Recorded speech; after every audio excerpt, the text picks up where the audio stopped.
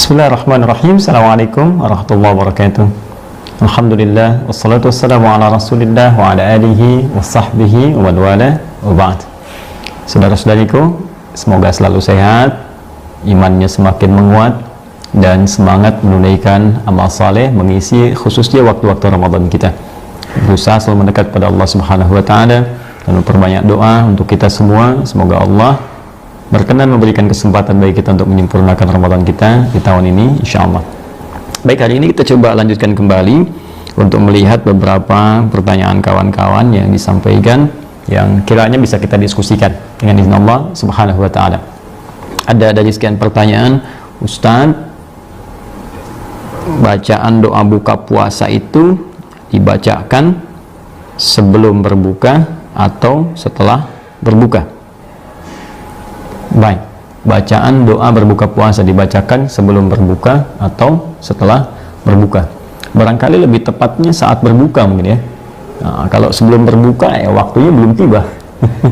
Pada asar itu sebelum berbuka, pada zuhur sebelum berbuka ya. Mustahil kita baca doa buka puasa sebelum buka puasa. Ya, kalau setelah berbuka mungkin agak mendekati ya. Ya, kita lihat dulu, misalnya kita ambil salah satu doa yang jarang diperdebatkan ya. Ada di hadis riwayat At-Tirmidzi, ya, nomor hadis 2357, riwayat sahabat Ibnu Umar radhiyallahu taala anhuma, atau Abdullah bin Umar radhiyallahu taala anhuma. Adalah Nabi sallallahu alaihi wasallam ketika beliau kemudian berbuka membaca doa, "Dhahaba dhama'u wa btallatil 'uraqu wa thabatal ajru insyaallah."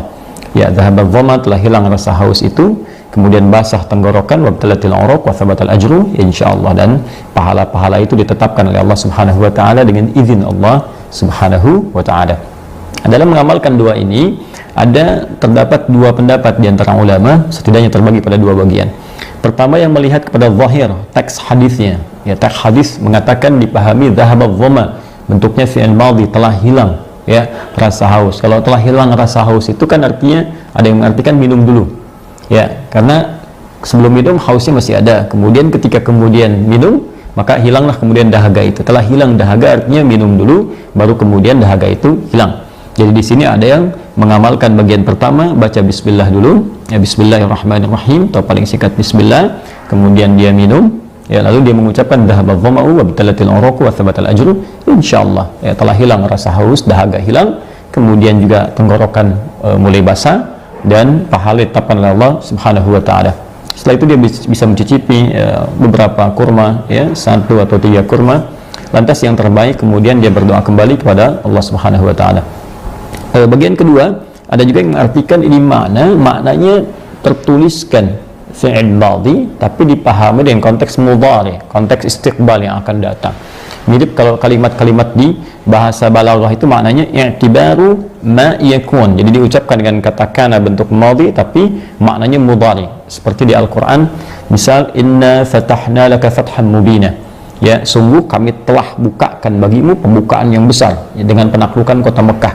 Ya, telah kami taklukkan Mekah untukmu. Ya, padahal Mekahnya belum takluk. Nah, ini bahasanya, ungkapannya berbentuk madhi tapi sifat ini bentuknya mudhari. Ya, kalau diartikan di terjemahan, sungguh kami pastikan kepadamu Mekah akan ditaklukkan, kami akan taklukkan Mekah untukmu. Ya, kenapa Ustaz menggunakan bentuknya fi'il madhi past tense, tidak langsung mudhari saja? Balik lagi ke teori balaghah, bahwa kalau ada sesuatu yang sifatnya ingin dipastikan untuk memberikan ketenangan pada jiwa, kenyamanan dan keyakinan, sehingga dengan itu muncul semangat yang luar biasa, maka hadirkan seakan-akan peristiwa itu telah terjadi dalam bentuknya past tense, bentuk telah. Di seakan-akan Allah yang katakan, hei, penaklukan Mekah itu pasti saya berikan kepadamu, saya akan buka Mekah untukmu. Nah, ketika merasakan ada jaminan dari Allah Subhanahu wa ta'ala, seakan-akan Mekah itu sudah terbuka, kita tinggal datang, bergerak, dan Allah sudah jamin itu sudah dibuka. Sama dengan puasa. Ketika kita katakan dhahaba dhama'u wa btallatil 'uraqu, orang puasa itu belum minum aja, baru dengar suara adzan, Allahu akbar, bukankah saking gembiranya hausnya hilang? Ya? Jadi seakan-akan wah, udah nikmat nih, buka udah datang, seakan-akan tenggorokan itu udah merasa mau basah aja, sudah hilang rasa haus itu. Sehingga ada yang mengartikan doa itu dibaca sebelum berbuka, dhahaba dhama'u wa btallatil 'uraqu wa thabatal ajru insyaallah. Ya Allah, hilang nih dahaga, alhamdulillah, artinya akan hilang dahaga dengan saya buka sekarang. akan hilang rasa laus itu, akan basah tenggorokan saya, dan akan engkau berikan pahala dengan puasa yang telah aku tuntaskan itu. Lalu dia minum bismillahirrahmanirrahim, kemudian dia minum. Artinya dua ini sesungguhnya tidak perlu dipertentangkan, mau dibaca sebelum, mau dibaca setelah, itu tidak ada masalah. Yang penting gunakan sunnah ini untuk berdoa. Dan jangan lupa, yang terpenting adalah doa ini baru pengantar teman-teman, baru pengantar. Karena riwayat-riwayat lain menyebutkan bahwa perbanyak doa saat berbuka, seperti hadis yang sahih disampaikan pada Nabi SAW, thalathatun la turaddu da'watuhum. Ada 3 golongan yang sulit ditolak doanya, tidak ditolak doanya. Ya, siapa mereka? Satu, al-imamul adil, pemimpin yang adil. Pemimpin yang adil, doanya diterima oleh Allah Subhanahu wa taala. Kemudian yang kedua, as-shaima hatta yuftira, orang puasa sampai buka. Di saat berbuka itu Masya Allah saat-saat mustajab doa, saat-saat mustajab, diminta kepada Allah. Hina yuftir, saat dia berbuka, minta. Jadi ketika anda katakan wa thabatal ajru insyaallah, pahala akan diberikan oleh Allah, ajrun. Nah, maka ada 2 jenis pahala yang diberikan oleh Allah untuk orang puasa. Ya, yang pertama, dan dua-duanya menggembirakan, memberikan kegembiraan orang puasa. Yang pertama, mengabulkan doa yang dia mohonkan. Yang kedua, memberikan pahala puasa saat tiba di akhirat. 2 ini. Makanya di hadis lain dikatakan farhatani, 2 kegembiraan untuk orang puasa. Lis-shaimi farhatani, bagi orang puasa punya 2 kegembiraan. Farhatun hina yuftir, ya, yang pertama saat dia berbuka. Kenapa dia berbuka gembira? Salah satunya karena doanya langsung diterima oleh Allah Subhanahu wa taala. Dan yang kedua, ketika dia datang di hari kiamat, Allah berikan pahala-pahala puasa yang melimpah baginya. Karena itu jangan terjebak dengan persengketaan apakah sebelum buka ataukah setelah kemudian berbuka. Ya, yang penting adalah bacakan doa itu, lalu perbanyak doa minta kepada Allah. Ya Allah, berkahi puasa saya, terima puasa saya, karena kita tidak tahu apa yang kita lakukan apakah diterima atau tidak oleh Allah. Ya Allah, berkahi keluarga saya, berkahi rezeki saya. Ya Allah, mohon berikan kemuliaan kepada saya. Ya Allah, berikan kemuliaan kepada keluarga-keluarga saya. Nah, ini yang kemudian kita perbanyak untuk memohon kepada Allah Subhanahu wa taala. Ya Allah, untukmu aku berpuasa, mohon terima puasaku. Dan ini rizki ya Allah, engkau telah berikan padaku, berkahi pada rizki itu.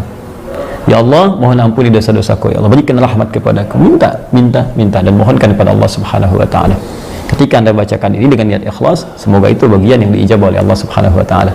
Kalau yang tadi di bahasa Arab kan, bahasa Arabnya Allahumma laka sumtu wa bika amantu wa ala rizkika aftartu. Ya, kurang lebih demikian bahasa Arabnya. Allahu taala a'lam bis-shawab. Alhamdulillah, wassalatu wassalamu ala Rasulillah wa ala alihi wa sahbihi wa man wala wa ba'd. Saudara-saudariku, apa kabar?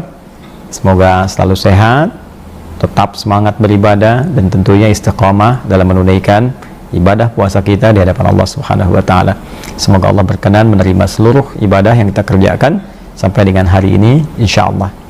Teman-teman, di pertemuan lalu kita sudah bahas tentang doa puasa, kapan dibacakan, dan lafaz yang juga kita sampaikan. Dhahabadz dhama'u wa btalatil uruqu wa thabatal ajru insyaallah. Ada sebagian kawan-kawan menanyakan, Ustadz, bagaimana dengan doa yang Allahumma lakas sumtu wa bika amantu wa ala rizkika aftartu? Apakah itu juga bisa dibacakan? Karena ada yang menyebutkan bahwa itu dhaif. Ya, seperti apa mengamalkannya dan juga menyinergikan dengan doa yang pertama itu. Baik, kita coba lakukan 3 pendekatan. Yang pertama, kita lacak dulu status kedua hadis itu, ya, terdapat di mana, dan setelah kita telusuri nanti kita akan simpulkan derajat hadisnya seperti apa. Lalu baru kita bicara yang ketiga, bagaimana cara mengamalkan hadis-hadis yang sampai kepada kita. Apakah setiap yang sahih segera harus diamalkan? Apakah setiap yang dhaif juga tidak boleh sama sekali diamalkan? Lalu bagaimana konstruksi hukumnya? Yang ketiga ini menjadi yang terpenting dari pembahasan kita. Baik, yang pertama, dua-duanya hadis ini tentunya kita temukan di kitab-kitab hadis. Yang paling populer ada di Sunan Abu Daud. Ya, Abu Daud nomor hadis 2357 untuk yang pertama, dhahabadz dhama'u wa btalatil uruqu wa thabatal ajru insyaallah. Kemudian yang kedua beda 1 nomor aja, 2358, ya, 2358. Ya Allahumma lakas sumtu wa bika amantu wa ala rizkika aftartu. Beda 2 hadis ini, beda 1 nomor saja. Yang pertama 2357, yang kedua 2358. Hanya mungkin dari status hadisnya ini yang berbeda. Yang pertama disepakati hadisnya statusnya sahih, ya, tidak ada persoalan dari segi sanad. Sanad itu artinya susunan periwayat sampai ke Nabi. Ya, misal Imam Abu Daud itu kan nggak ketemu Nabi gitu. Bagaimana bisa meriwayatkan hadis sampai ke Nabi? Maka dari si fulan diteliti sampai ke Nabi. Nah, sedangkan yang kedua, yang nomor hadis 2358, yang redaksi Allahumma lakas sumtu, nah itu setelah diteliti hadisnya sampainya ke tabi'in. Ya, ada tabi'in bernama Mu'adz bin Zuhrah sampai di situ. Nah, hadis yang sampai ke tabi'in itu disebut hadisnya mursal namanya. Ya, kurang lebih lah secara umumnya sederhananya demikian. Kalau mau detail nanti kita belajar ilmu mustalah hadis secara lebih mendalam. Ada juga nanti yang sampai di riwayat lain kepada sahabat Anas bin Malik, karena yang redaksi kedua ini diriwayatkannya banyak, yang Allah malakasum tuh ada di Sunan Al-Baihaqi juga, di beberapa yang lain. Nah, itu ada yang sampai ke sahabat Anas bin Malik. Cuma ada beberapa yang meriwayatkan itu disinyalir memiliki persoalan, sehingga dipandang di beberapa tempat hadisnya dhaif. Ya, dhaif ini lemah karena persoalannya, bukan karena redaksinya, karena periwayatnya ada yang disoal. Soal pertama, sampainya pada tahap tabi'in, tidak sampai sahabat, sampai ke Nabi, disebut dengan mursal. Yang kedua, ada yang sampai ke sahabat, bahkan dinisbatkan ke Nabi, cuma ada beberapa yang disebut bermasalah dari segi periwayatnya. Sehingga status hadisnya, ada yang menyebut dhaif dari segi persoalan tadi, kemudian menyebut mursal karena ketidaksampainya kepada Nabi, walaupun yang tabi'in ini dianggap sebagai orang yang baik. Nah, sekarang kalau sudah tahu statusnya, bagaimana cara kemudian memberikan penilaian pada pengamalannya? Ya, kalau yang pertama tidak usah dibahas lah ya. Kalau yang sahih kita bisa amalkan, tidak ada masalah. Nah, sekarang kalau ada satu hadis dinilai dhaif, ya, puncaknya dhaif misalnya, nah itu seperti apa menyikapinya? Nah, ini saya kembalikan ke teori ilmu hadis ya. Jadi bukan pendapat misalnya Ustaz Ali Hidayat atau Ustaz Fulan, tidak. Ini kaidah ilmu hadis yang disepakati oleh para ulama. Jadi ulama sepakat tentang ini. Jadi kita yang bukan ulama, apalagi bukan pakar hadis, jangan sampai keluar dari pakem ini. Baik, saya persingkat. Kesepakatan yang pertama bahwa jika ada hadis sekalipun kemudian dinilai dhaif secara sanadnya, bukan matannya, bukan isi hadisnya, tapi matannya, isi hadisnya tidak bertentangan dengan satu, nilai-nilai yang terletak dalam Al-Quran, yang kedua, keterangan di hadis-hadis sahih, dan tidak bertentangan dengan hukum-hukum umum yang lainnya, ya, terutama masalah-masalah pokok dalam akidah, halal haram dan sebagainya. Maka isi hadis itu dimasukkan dalam istilahnya fadhailul a'mal, amalan-amalan utama yang boleh diamalkan kemudian amalannya. Jadi silahkan diutamakan, diamalkan keutamaannya, boleh. Kalau doa dibacakan silahkan, boleh, tidak ada masalah. Itu sepakatan ulama hadis. Jadi sekalipun hadisnya dinilai dhaif, tapi kalau hadisnya isinya tidak bertentangan dengan nilai-nilai tadi, akidah, halal haram, dan dianggap sebagai fadhailul a'mal, keutamaan-keutamaan amal aja, yang jangankan pakai bahasa Arab, pakai bahasa Indonesia pun itu tidak ada masalah. Contoh misalnya, kalau saya bacakan, ya Allah, saya telah berpuasa, saya niatkan karenamu ya Allah, dan saya beriman, saya yakin bahwa apa yang saya tunaikan sesuai dengan apa yang telah Engkau perintahkan, saya berusaha mengerjakan sesuai dengan ridhamu, dan saya berusaha ya Allah berbuka dengan rezeki yang telah Engkau tetapkan, mohon ampuni dosa saya. Apakah salah berdoa demikian? Kan tidak. Itu namanya perbuatan-perbuatan yang menunjukkan pada keutamaan amalan. Ya, yang salah itu kalau dikatakan misalnya ini hadis Nabi, itu yang keliru. Nah, jadi kalau ada seseorang berdoa dengan doa tadi, nggak ada masalah. Kalau mau aman, kata para ulama, ya jangan disandarkan kepada hadis Nabi, cukup kita bacakan doanya. Ya, jadi jangan lantas disimpulkan kalau dhaif nggak boleh diamalkan, tidak juga. Toh Anda kalau baca dalam bahasa Indonesia lebih parah lagi gitu ya. Dalam arti mohon maaf, jalurnya tidak ada. Ini ada seorang tabi'in baca doa, doanya bagus. Nabi tidak pernah mengajarkan, pertanyaannya salah nggak itu? Ya, kalau Nabi tidak mengajarkan, kemudian doa itu ada, apakah keliru? Nah, kita lihat dulu. Kalau doa ini bertentangan dengan pengajaran Nabi, tentu kita hindarkan. Tapi kalau doa ini tidak bertentangan, bahkan sernilai atau selaras dengan anjuran Nabi, justru itu keutamaan. Saya ambil contoh begini. Hadis yang zahabad dhama wa abtalatil uruq, saya akan sampaikan di pertemuan lalu, itu baru doa pembuka, belum ada permintaan di situ. Itu baru pernyataan saya telah selesai berpuasa ya Allah. Yuk kita terjemahkan ya. Zahabad dhama, ya Allah, telah hilang rasa dahaga ini. Ya wabtalatil uruq, basah tenggorokan saya. Nah, ini kan belum minta apa-apa. Kita baru katakan puasa saya sudah usai, basah tenggorokan, hilang dahaga. Kemudian watsabatal ajru insyaallah, dan pahala insyaallah akan Engkau tetapkan. Nah, kita belum minta apa-apa, kita baru menyampaikan keterangan. Ya, keterangannya berdasarkan hadis-hadis lain. Allah sampaikan bagi orang puasa ada dua kebahagiaan. Kebahagiaan pertama saat berbuka, kebahagiaan keduanya saat nanti di akhirat dia mendapatkan pahala-pahala dari puasanya. Ya, ini baru pernyataan. Bagaimana cara memintanya kepada Allah? Maka di hadis lain disampaikan di At-Tirmidzi. Buka At-Tirmidzi nomor hadis 2526, ya 2526. Dari sahabat Abu Hurairah radhiyallahu ta'ala anhu. Kata Nabi, "Thalathatun", ada 3 golongan. La turaddu da'watuhum, yang doanya sulit ditolak. Ya, sulit ditolak. Artinya Allah akan cepat mengabulkan. Ya, siapa mereka? Satu, al-imamul adil, pemimpin yang adil. Kedua, as-shaimah hatta yuftira, orang puasa sampai buka.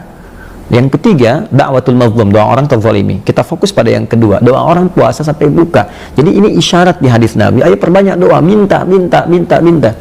Oleh karena itu, para ulama-ulama terdahulu senantiasa membuka puasanya dengan yang tadi dhahabadh dhama, lalu mengisi doanya dengan ungkapan-ungkapan mereka. Bahkan Ibnu Umar pernah punya doa sendiri. Ibnu Umar itu sahabat Nabi, anaknya Umar bin Khattab, punya doa sendiri. Ya, Allahumma laka sumtu faghfirli, ya Allah, misal saya telah berusaha berpuasa, tolong ampuni dosa saya. Ya, saya punya catatan nih, ya, doa-doa ulama yang dari 4 mazhab, yang ketika mereka kemudian berdoa, ya, saat berpuasa itu mereka bacakan doa pembukanya, kemudian mereka mintakan kepada Allah. Di doa pembuka dibacakan, doa mintanya yang akan dimohonkan itu dimintakan kepada Allah Subhanahu wa taala. Contoh, ini dari mazhab Hanafi, ya.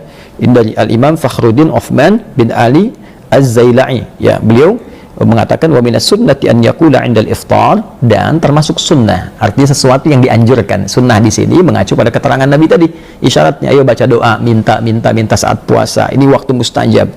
Apa yang dibacakan? Kata beliau, Allahumma laka sumtu wa bika amantu wa 'alaika tawakkaltu wa 'ala rizqika aftartu. Tuh, coba bayangkan. Ya, beliau mengajarkan perbanyak doa. Kata beliau di antara doanya dibacakan, ya Allah, Allahumma laka sumtu, ya, saya telah berpuasa karenamu, bika amantu, dan saya beriman kepadamu, alaika tawakkaltu, saya tawakal kepadamu ya Rabb, wa ala rizqika aftartu. Sekarang saya mau buka, mohon ya Allah anugerahkan rezeki terbaik dari bukaan-bukaan ini. Ini mazhab Hanafi. Artinya ketika Anda buka dengan hadis sahih tadi dhahabadh dhama, bagus. Setelah itu tambah dengan doa minta, apa yang mau kita mintakan. Nah, kemudian di mazhab Maliki, ya, ini kita temukan misalnya ada risalahnya Ibnu Abi Zaid Al-Kirwani, ya, karya Syekh Ahmad bin Ghunaim, ya, wa yaqulu nadzan 'inda al-fitri, dan dianjurkan saat kita berbuka itu kita mengucapkan Allahumma laka sumtu wa 'ala rizqika aftartu faghfirli, ya, ma qaddamtu wa ma akhartu, atau yaqul Allahumma laka sumtu wa 'ala rizqika aftartu dhahabadh dhama wa abtalatil uruq wa thabatal ajr insyaallah. Ini dalam mazhab Maliki. Kata beliau, ketika Anda kemudian berbuka itu dianjurkan membaca doa, perbanyak doa. Ya, di sini Allahumma laka sumtu wa 'ala rizqika aftartu dhahabadh dhama wa abtalatil uruq wa thabatal ajr insyaallah. Digabungkan doanya. Di doa pembuka dibacakan, permohonan kita dimintakan kepada Allah. Demikian di mazhab Syafi'i juga, misalnya Imam An-Nawawi. Imam An-Nawawi, Masya Allah, antum yang belajar Riyadhus Shalihin, ya, awas, antum yang belajar Al-Arba'in, ya, itu yang pengarangnya Imam An-Nawawi. Sekarang apa yang dikatakan oleh Imam An-Nawawi? Jangan sampai Arba'in antum pelajarin, ya, kemudian Riyadhus Shalihin antum kaji, sementara keterangan beliau yang lain antum tepikan misalnya. Ya, beliau ahli hadis, ahli ibadah, antum siapa, gitu kan? Nah, mari kita lihat. Wal mustahab an yaqul 'inda iftarihi, dan dianjurkan akan lebih baik ketika seseorang itu berbuka dia berkata Allahumma laka sumtu wa 'ala rizqika aftartu, lima rawa Abu Hurairah qala kana Rasulullah sallallahu alaihi wasallam kana Rasulullah sallallahu alaihi wasallam idza shama thumma aftara qala Allahumma laka sumtu wa 'ala rizqika aftartu. Kata beliau yang pakar hadis ini, ya, dianjurkan membaca Allahumma laka sumtu, ya, kemudian wa 'ala rizqika aftartu. Ya Allah, untukmu saya berpuasa, sekarang ada rizki, dengan rizki itu saya akan berbuka. Karena diriwayatkan dari sahabat Abu Hurairah, diduga Nabi pernah mengatakan doa itu. Itu ada di kitab Al-Majmu' juz ke-6 halaman 363. Nah, jadi ini yang bicara ini termasuk mazhab Hambali. Satu lagi, mazhab Hambali ini dikemukakan oleh Ibnu Qudamah Al-Maqdisi. Apa keterangan beliau? Wa yustahabbu ta'jilul iftar wa ta'khirus sahur, dan dianjurkan menyegerakan buka dan mengakhirkan sahur. Wa an yuftira 'ala tamar, kemudian berbuka dengan satu kurma. Wa illam yajid fa'alal ma, kalau enggak menemukan satu kurma maka coba dengan peminum air bening. Ya, wa yaqula 'inda fitrihi, dan saat akan berbuka hendaknya dia berdoa, minta. Apa doanya? Allahumma laka sumtu wa 'ala rizqika aftartu subhanaka wa bihamdik Allahumma taqabbal minni innaka antas samiul alim. Ya Allah, untuk aku berpuasa, Allahumma laka sumtu wa 'ala rizqika aftartu, dan dengan rizki itu aku berbuka. Subhanaka wa bihamdik, subhanaka ya Allah, maha suci engkau, wa bihamdik, segala pujian untukmu, Allahumma taqabbal minni innaka antas samiul alim. Ya Allah, mohon terima puasaku ini, terima dariku, engkau pasti mendengar dan mengetahui kadar doa dan kesungguhanku berikhtiar. Tuh, bayangkan pada mazhab ada semua, ya, Hanafi, Maliki, Syafi'i, Hambali, semuanya imam besar. mengatakan tidak ada masalah memadukan doa itu. Jadi kalau kita kompromikan, dhahabal dhama'nya baca untuk pembuka, selebihnya minta doa-doa. Mau pakai al-malakasumtu, silahkan. Mau istighfar, silahkan. Tidak ada masalah. Nah, jadi jangan sampai salah memahami. Kesalahan paling fatal mengatakan, kalau ada yang sahih, kenapa pilih yang dhaif? Nah, itu artinya Anda belum paham ilmu hadis. Karena di ilmu hadis itu, pertama, jangan benturkan antara hadis-hadis yang sahih dengan keutamaan fadilah amal dalam hadis dhaif. Karena tidak semua hadis dhaif itu harus kita tinggalkan. Kalau ada keutamaan amalan, boleh dilakukan. Yang kedua, ini juga salah paham. Karena yang sahih tadi itu dimaknai sebagai doa pembuka, sedangkan yang lainnya adalah pelengkap-pelengkap doa. Jika ingin mengambil, silahkan. Sahabat memiliki doanya. Kemudian tabi'in memiliki doanya. Ulama punya doanya. Kalau Anda punya doa sendiri pun dipersilahkan. Nabi memberikan contoh dasarnya supaya Anda meminta kemudian dengan luas sesuai dengan permintaan Anda. Itulah sebabnya Nabi tidak mencontohkan langsung apa yang harus Anda minta, tapi mencontohkan doa pembukanya supaya Anda nyaman dalam meminta. Kurang lebih demikian. Semoga bisa dipahami. Subhanakallahumma wa bihamdika, asyhadu an la ilaha illa anta, astaghfiruka wa atubu ilaik. Assalamualaikum warahmatullahi wabarakatuh.